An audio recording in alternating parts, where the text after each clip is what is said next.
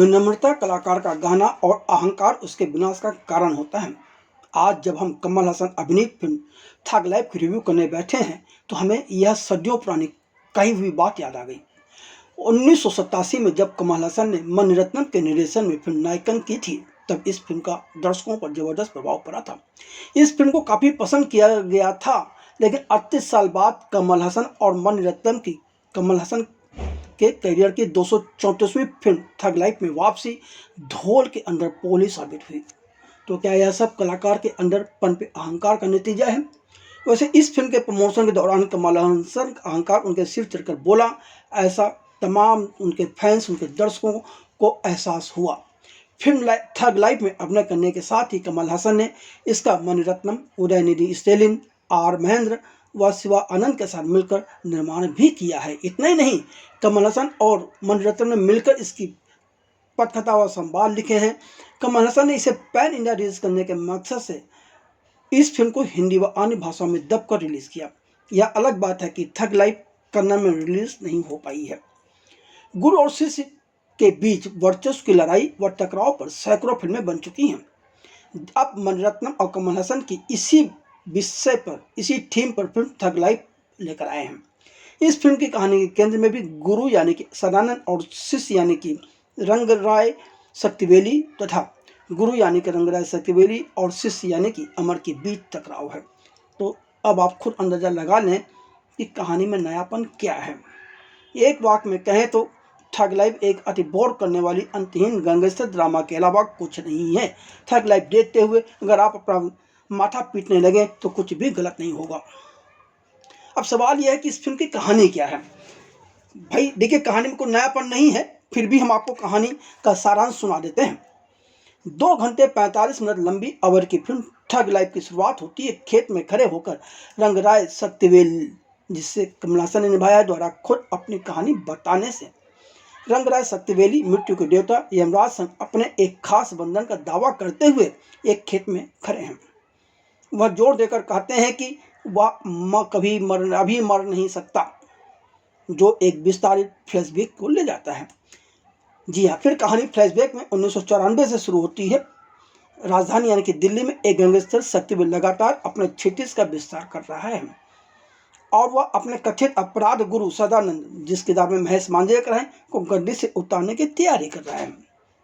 दर्जनों मध्यम वर्गीय परिवारों द्वारा कब्जाए गए एक पुराने आवासीय भवन में एक तनावपूर्ण बैठक के बाद सदानंद पुलिस को सत्यवेल और उसके गिरोह की मुखबरी करता है, जो जल्दी ही उस इलाके को घेर लेते हैं।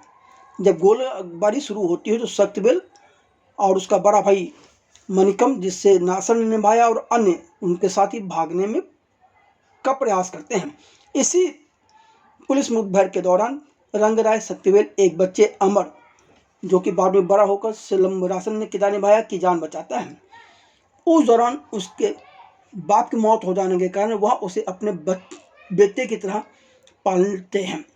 सदानंद भी एक डॉन है जिसका रंगराय सत्यवेल के साथ 36 का आंकड़ा हो चुका है। कभी यह दोनों गुरु शिष्य थे। सदानंद के भांजे रॉकी के धोखे के चलते मणिकम की बेटी शक्ति अपनी जान दे देती है, जिसका बदला सत्यवेल उसे मार कर लेता है। इस कारण सदानंद और उसका दूसरा भांजा दीपक, जिसे अली फजल ने निभाया है, अब उसकी जान के दुश्मन बन जाते हैं। इधर वयस्क होने पर अमर यानी कि सिंबू रंगराया का सबसे भरोसेमंद सहयोगी बन जाता है। वह उसका शिष्य भी है और दत्तक पुत्र भी है। और अब अमर अपराध सिंडिकेट और व्यक्तिगत मामले दोनों का प्रबंधन करता है, जैसे कि सत्यवेली की बेटी की शादी की व्यवस्था करना हो या दूसरे काम हो। इसी बीच कुछ ऐसा होता है कि रंगराय सत्यवेल के अपने ही उसके दुश्मन हो जाते हैं और उसकी जान लेने की कोशिश करते हैं। जी हाँ, अमर रंगराया के भाई मणिकम से प्रभावित होकर अंततः अपने गुरु के खिलाफ हो जाता है, यानी कि रंगराय सत्यवेली के खिलाफ हो जाता है और कैलाश की यात्रा के दौरान उस पर एक क्रूर हमला करता है। अब रंगराया के सिंडिकेट को बता दिया जाता है कि अमर ने रंगराया को मार दिया है। अब अमर और मणिकम ही इस सिंडिकेट के नेतृत्व कर लिया है। अमर ने रंगराया की प्रेमिका इंद्रानी, जिसकी धर्म में त्रिशा कृष्णन है, को भी अपना होने का दावा किया। 2 साल बाद रंगराया शक्तिवेल जीवित वापस लौटता है। अब वो अपनी पत्नी जीवा के साथ फिर से जुड़ना चाहता है, तो वहीं इंद्राणी को भी वापस पाना चाहता है। तो इतना ही नहीं, क्रूर बदला लेने के लिए भी वह दृढ़ संकल्पित है। क्या रंगराया शक्तिवेली सफल होगा? इसके लिए तो फिल्म ही देखनी पड़ेगी।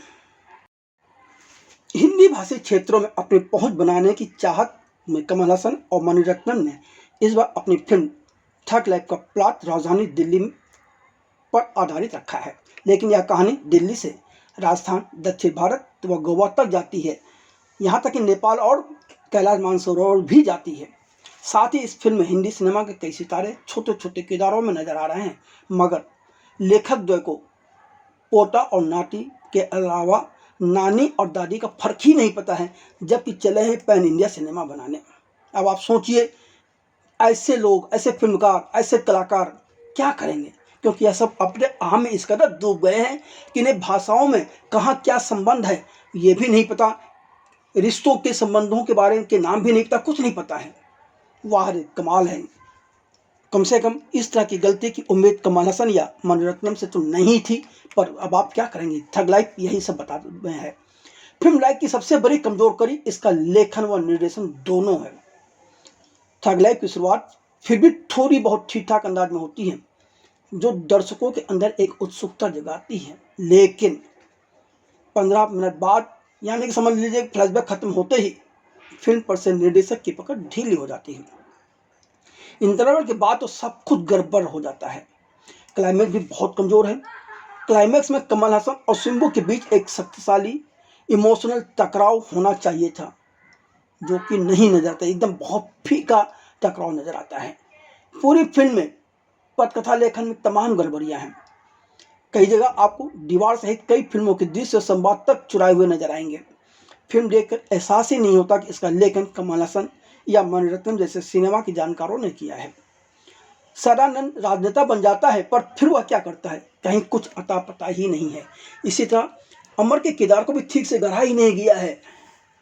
अरे तो वो तो छोड़िए, जो आपका दुश्मन है दीपक, उसकी कहानी भी बीच में गायब हो जाती है, अचानक कहीं भी टपक का दिया गया है, पकड़ा दिया, मतलब अरे क्या है, कुछ तो उसका सिस्टम होना चाहिए स्क्रिप्ट में, कहानी में नहीं, कुछ नहीं है।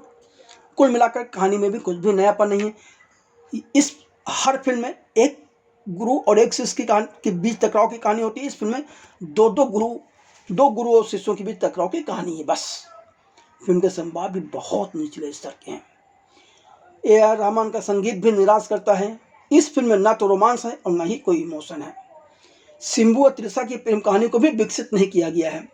मनोरंजन के बारे में फिल्म के लेखक, निर्देशक, कलाकारों ने तो सोचा ही नहीं कि हमें दर्शकों को मनोरंजन देना है। उन्होंने सोचा सिर्फ गैंगस्टर की कहानी बनानी है, बताते चलो। एडिटर ने भी अपने काम को ठीक से करना उचित नहीं समझा। मणिरत्नम की अपनी कमजोरियों के चलते यह फिल्म एक अंतहीन गैंगस्टर ड्रामा मात्र बनकर रह गई है। रेलवे स्टेशन पर फिल्माया गया एक्शन दृश्य तो राम गोपाल वर्मा और शिवा की फिल्मों से चुराए गए और अविश्वसनीय दृश्य लगते हैं।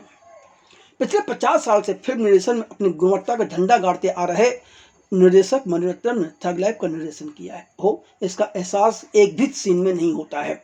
बहुत कमजोर निर्देशन है, पर लोकेशन बहुत अच्छी चुनी गई है, इसमें कुछ दो राय नहीं। आइटम सॉन्ग में सानिया मल्होत्रा की प्रतिभा को जाहिर किया गया है। फिल्म का असली आकर्षण कुल मिलाकर सिनेमेटोग्राफर रवि के चंद्रन की फोटोग्राफी है। फिर चाहे वो हाई ऑक्टेन एक्शन सीन्स हों, लुभावने परिदृश्य हों या साधारण इंडोर के कोई सीन हों, उनके दृश्य लगातार शानदार है और देखने के अनुभव को काफ़ी हद तक बढ़ाते हैं। रवि के चंद्रन बधाई के पात्र हैं। इस फिल्म में यदि कोई है तो लोकेशन और कैमरामैन के अलावा कोई किसी लायक नहीं है। अब सवाल है कि इतनी लंबी 2 घंटे 45 मिनट की लंबी और करीबन 350 करोड़ के बजट में बनी फिल्म में कलाकारों ने क्या किया है, तो बहुत ज़्यादा उम्मीद नहीं जगती, निराशा ही हाथ लगती है।